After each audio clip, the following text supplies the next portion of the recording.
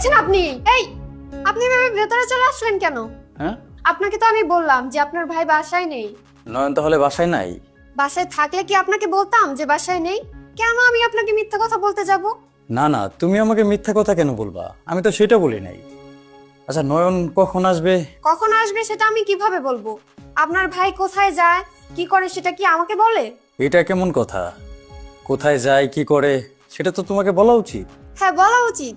সেটা কি আপনার ভাই বুঝে? না, এটা তো ঠিক না। তোমাকে সবকিছু জানানো উচিত। আচ্ছা ঠিক আছে, আমি বলে দেবো, আর এরকম করবে না। ভাইয়া, ওকে যা বলার আপনি পরে বলেন। ও তো এখন বাসায় নাই। দয়া করে প্লিজ আপনি যান। কি ব্যাপার, বাসায় তো চিৎকার করতেছ কেন? ও ভাইয়া, তুমি আসছো? কি রে, তুই বাসায়? আমি তো বাসাই। করিনা মাত্রই বললো তুই বাসায় নাই। তুমি কি বলছো আমি বাসায় নাই? আমি ভাবলাম যে তুমি বাসায় নাই, বাইরে গেছো। কখন বাসায় আসছো আমি তো খেয়ালই করি নাই। তাহলে তো খেয়ালই করো নাই, সমস্যা নাই। নয়ন, তোরা একটা কথা বলার জন্য আসছি। ভাইয়া, আপনি কিছু বলার আগে আমি একটা কথা বলি।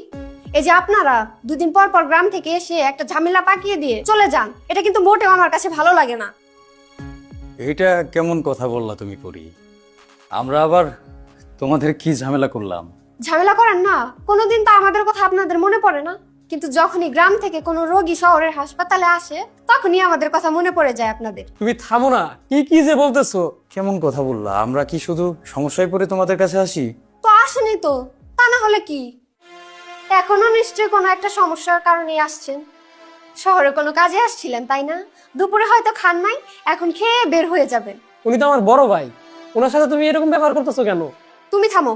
তুই যদি বেশি কথা বলো না, তাহলে আমি কিন্তু তোমার সংসার করব না। তোমাকে যে আমি বিয়ে করেছি এটা তোমার সাত কপালের ভাগ্য।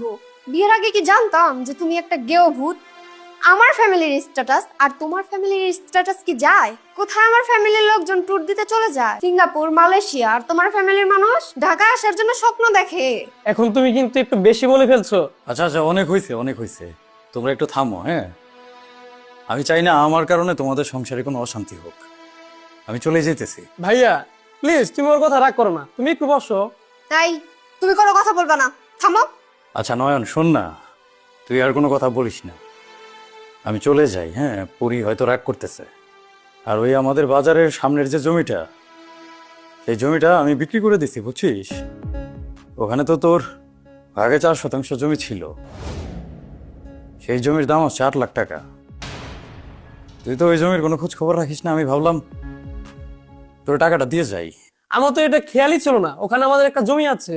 আর পরবর্তীতে জমির হিসাব মিলাতে গেলে তুই হয়তো হিসাবটা মিলাইতে পারবি না। ওই জমি তো আমার কোনো কাজেই লাগতো না, ওই জমি তুমি বিক্রি করে ফেলছো। টাকাটা রাখ, আমি তাহলে যাই।